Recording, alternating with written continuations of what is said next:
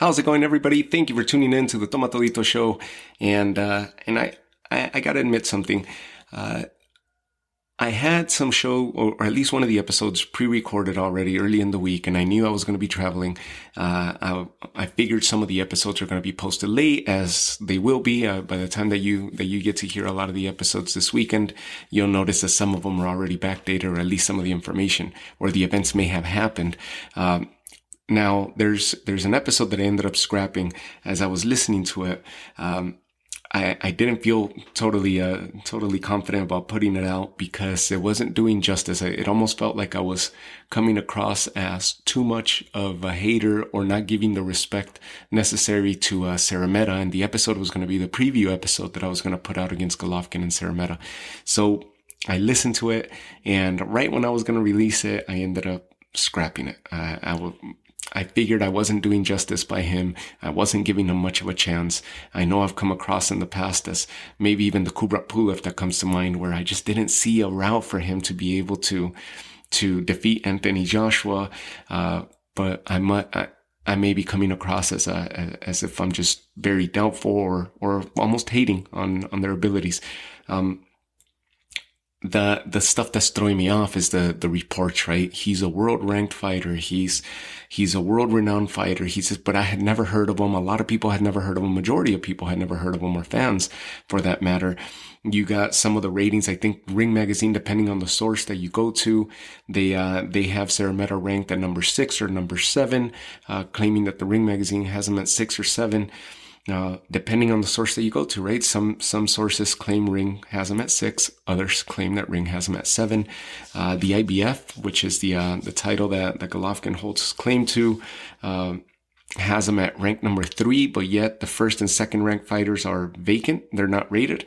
So I was just questioning this. None of the other organizations have them within their top 15. The WBC, WBA, or the WBO, or even the IBO. I couldn't find the ranking for them. They didn't even consider him. So he's not one of those fighters that's on everybody's radar. And that's where that episode was guided towards, where a little bit of disdain or a little bit of lack of trust there, I guess, as far as what they're reporting and what they're trying to sell to us as being a legit fight, when we know it's not. And yet a lot of people come out on the opposite side and say, like, here he goes again, fighting a tomato can, right? You hear those typical claims or the normal claims. And rather than to come across that way, I scrapped the show. I watched the fight. I wanted to do justice by him and do right by both fighters, and watch the fight.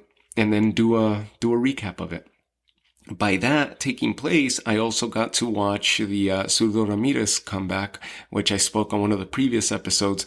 Gilberto Ramirez, of course, used to hold claim to the WBO title at 168 as super middleweight, and we have the big fight this weekend between Canelo and Callum Smith at 168. I cover that fight on another episode. That one I'm still going to go ahead and release to you. That one's been done, and I'll be releasing that to you.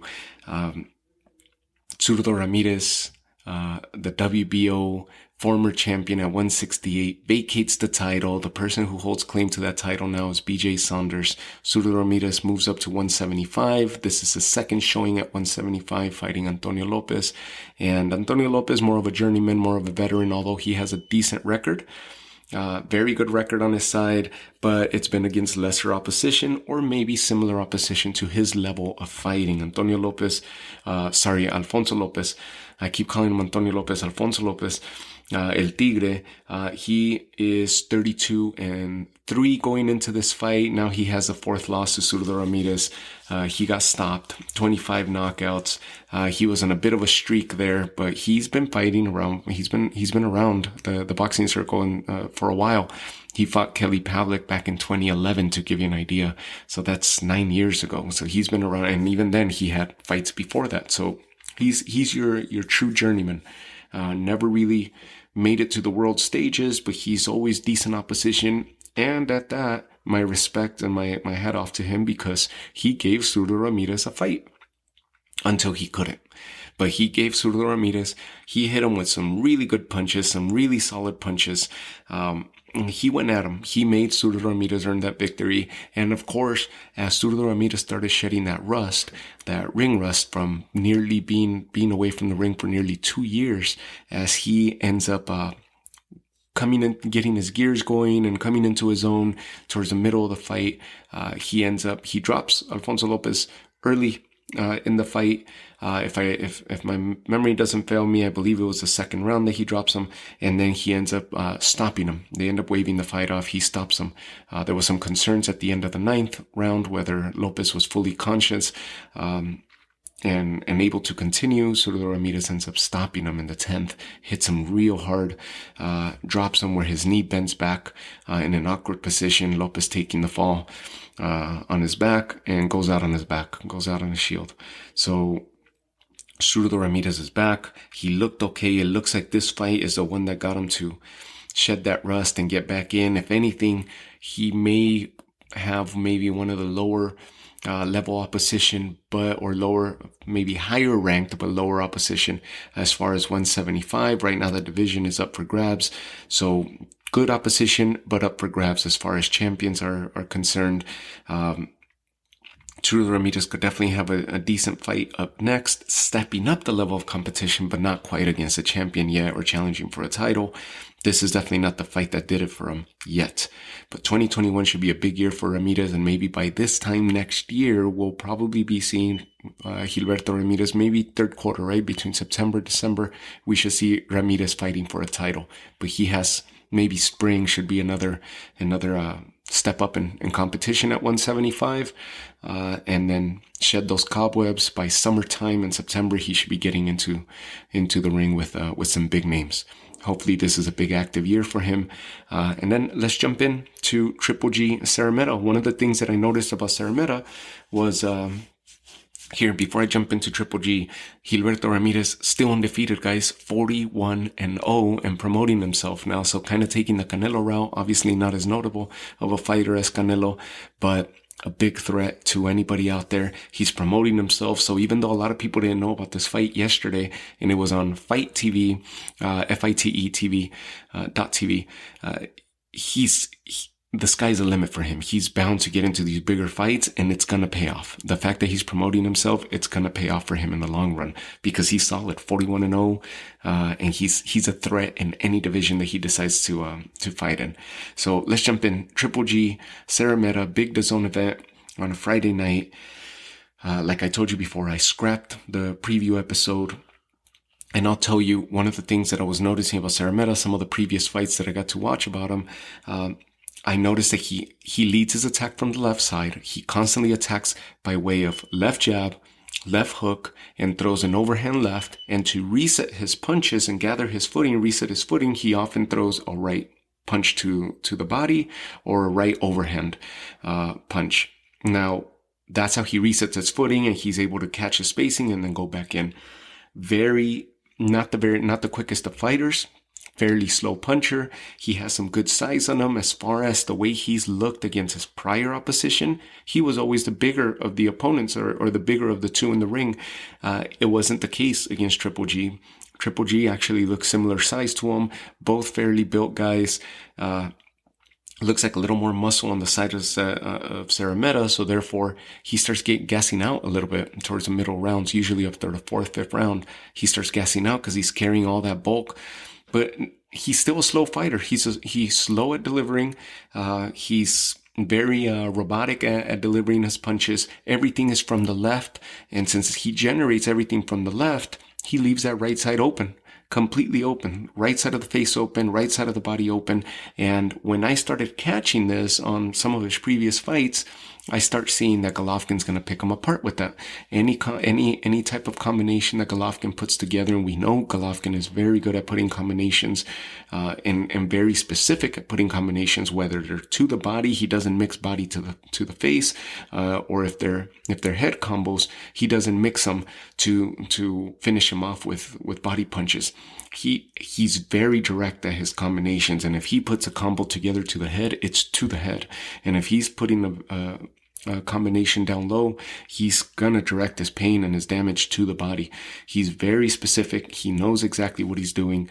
Of course, we hadn't seen him in a while. He's been gone since 2019 as well. So he's been laid off for a while. Obviously, we expected that there was going to be it was going to take him a few rounds to get back in there. It took him a round, the first round. So he looks good. He looks solid. Triple G comes away with the victory, drops him 4 times, and ends up stopping him in the 7th round. Doesn't answer the bell for the 8th.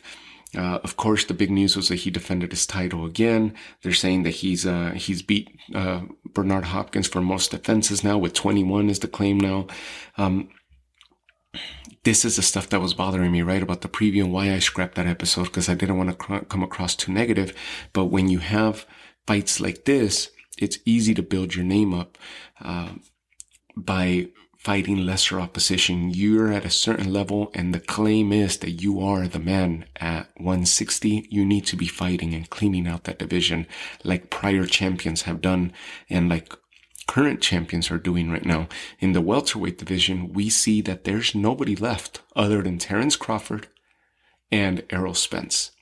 And then you have the back row, and that second row of fighters being Manny Pacquiao, who's in the latter stages of his career, Keith Thurman, Sean Porter.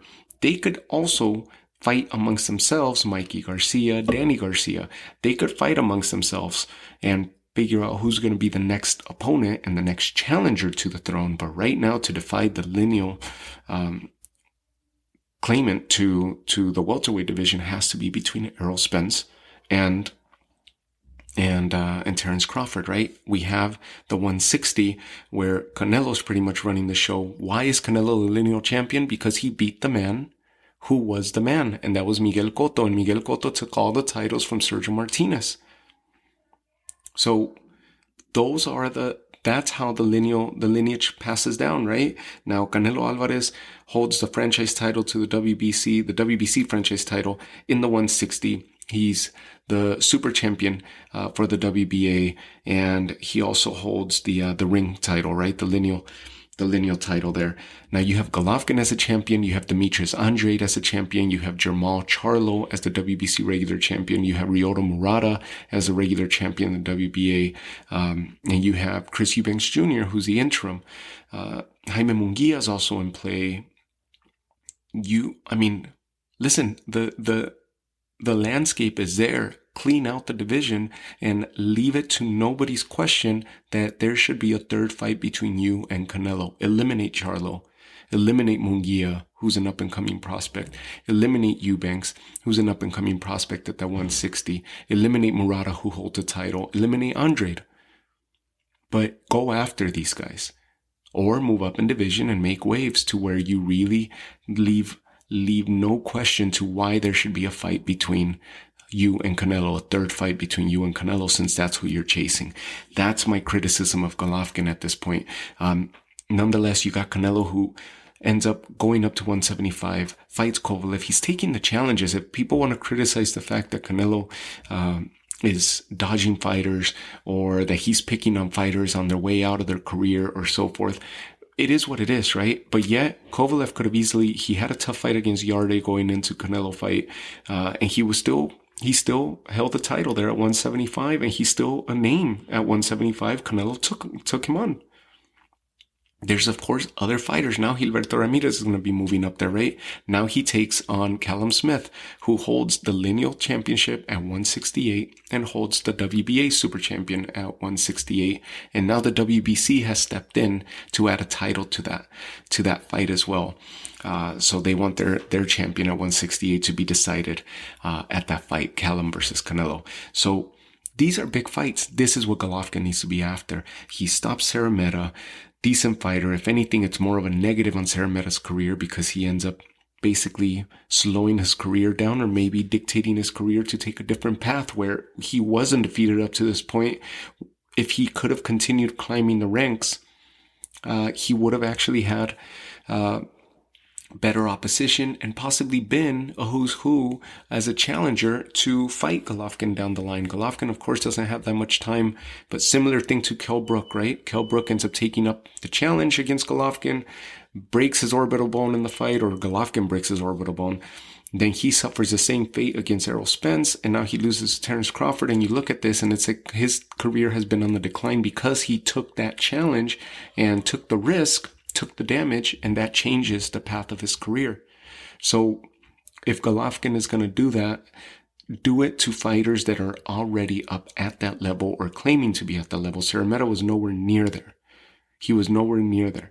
So now you possibly change the path to this career, to this young career, and possibly affected it for good. So, and in a negative way. So this is how the fighters are putting food on the table for their families, right? And now you possibly affected that for them. Everybody knows the risk when they're stepping through those ropes, right? And of course, for Szeremeta, it was a huge upside to be able to defeat Golovkin. So, hey, you got to give it to him for having stepped in there, but he wasn't ready. He's nowhere near at that level. So we gotta slow down a little bit with the glorification of Golovkin and saying that he's this and he's that. Look at the opposition, right? Same thing with Steve Rolls. Same thing with, who else? Curtis Stevens was another fighter that comes to mind. I mean, man, it's just, there's plenty of guys right there that are making claim that they're willing to unify the division, and you're fighting these guys. So to Triple G, to me, listen, he comes back, he looks good, he looks strong. The fact that it took him 7 rounds to get rid of this fighter after he dropped him four times, the credit goes to Szeremeta in that sense, and the fact that he lasted, that he was just not willing to give in, not that easily, right? So a lot of heart and decent chin on Szeremeta's end, for Golovkin. I mean, good. He got some work. He got some rounds in there. Now let's see if he actually steps up in competition instead of taking on another, unranked fighter or unrecognized fighter by most organizations. And hopefully he gets into a big one. My respects out to Golovkin. He's had a solid career, but the arguments have come up recently. Where do you rank Golovkin as an all-time great in the middleweight division? And to me, I don't even think he makes the top 20 at the moment. When you start looking at such fighters as the Four Kings, and you start looking at Nigel Benn and Chris Eubank, you start looking at fighters that left their stamp and moved on to larger divisions, right? But you got, I mean, who else do you have out there? Mugabe, who was a big name against Marvin Hagler. John Mugabe. I mean, you name it. Do your research. You'll see that Golovkin quickly starts dropping in stature based on what he's done, not just by record, but look at the opposition that he's been facing, and what he's done against the opposition that he's faced. The biggest name that he's gotten to date has been Canelo. From there, he got Danny Jacobs, questionable win, right? A lot of people thought Danny Jacobs pulled that out. Good that Golovkin got the win. Deverchenko, questionable win. A lot of people thought Deverchenko got it, but you can definitely make the argument that Golovkin at least took that by 2 rounds, right? If you rewatch that fight, I thought Golovkin at least took that fight by a couple rounds. Then the Canelo fight, right? Should he have won the first one? Maybe so. You're right. Instead of a draw. I get it. The second time, Canelo came after him, and even then it was a close fight. But this goes a lot to say against his big fights and the big names of the division. This is the type of fight that Golovkin delivers. He looks massive and looks monstrous against lesser opposition, but when the names step up and he fights the top echelon of the division, this is the results that we see. So now we got to see him against Charlo, or let's see him against Andrade. Let's see him against Munguia or Eubanks. Let's see him against the other names that are already up at that level or making claim to be at that level. Nonetheless, good win for Golovkin. He retains his title, and let's see what 2021 holds for him. He's getting up there in age. He's 38 years old. He's got maybe 1 more year left, maybe 2 years is pushing it, right? To me, at least in my eyes, but he's definitely got a solid 2021 with at least a good 3 fights, maybe even 4 fights left in his career before he hangs up those gloves. And let's hope that he goes out on top. And all this could be ignored if he puts if he puts good showings against good top opposition at 160 and ends up unifying this division, leaving it to no question that this was his division and this was his time when he was active, even in the latter stages of his career. So good win for Golovkin, good win for Gilberto Ramirez, and I'll talk to you all soon. Sorry, this was supposed to be a quick episode, and I feel like I'm going already into, well, I am actually going close to 20 minutes now, so I apologize for that, but I got to combine 2 episodes, and I got to do right by you, the fight fans, and not provide the prior episode because it was just going to be super negative. At least I got to watch the fight. I got to see what Szeremeta has other than my prior judgments of him or notions. I got to see him fight. Now I know what kind of fighter he is. Hopefully he continues his career and he's able to get back up there to a big name fight. Good young fighter. Now has his first defeat. So good for Golovkin, good for Ramirez that they're back active, and hopefully we see them here in a few months' time, and let's see what the rest of their career holds for them. So I'll talk to you all soon. Thank you again for tuning into the Toma Todito show, and see you all later.